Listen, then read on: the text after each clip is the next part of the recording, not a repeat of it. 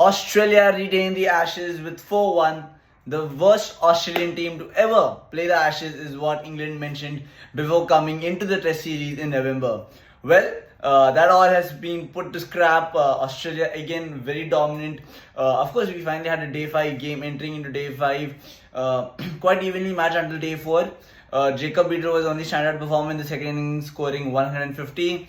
Post that, there was really nothing to look forward to if you're an English fan. Australia came out, the target was 160, they chased it down in 2 sessions. Not easy though, the ball had some tricks to play on the surface. It's a day 5 pitch, it crumbled.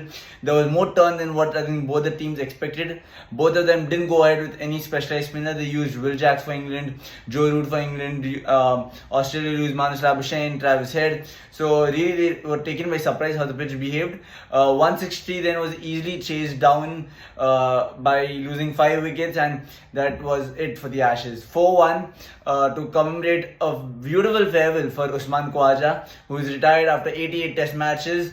Australia get 4-1 and head into the top of the WTC rankings. Now, what's next for England?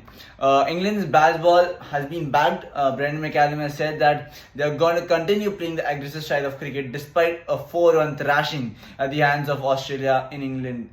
In Australia, sorry. I mean, what has to be said here is, though they lost 4-1, the positive, if I have to look for England, is Jacob Beatle. He's a promising young talent. I'm sure he has a lot of career left in him. When he came to India for the IPL, he was not all that great. He was getting out quite cheaply. I think the conditions didn't suit him. But seeing him play in Australia shows that he really has a good temperament, good skill. Reminds me of a young Andrew Strauss, to be honest with you all. And that is really positive for England to look forward to in the coming years. Harry Brook is there. You have Joe Root, who might play for a couple of years, maybe breaking Sachin Tendulkar's record in the process, because he's just 10 away from that right now. Then you also have you have the youngsters in the bowling like Matthew Potts coming up. You have Jamie Odin, who's a very skilled type of bowler who can be your options. Of course, you have the likes of Mark Wood, who can give you that extra pace. So, of course, England do have a lot of options. Ben Stokes' retirement is really around the corner. He's not able to perform at his best, unfortunately. England don't play a test match until June this year. So, they have a long gap, 6 months now, of course, because, now they're going to Sri Lanka for a limited over series. Then you have the T20 World Cup spanning over February and March. Then you go back to the IPL March to May, where there's no cricket happening, international cricket for that matter.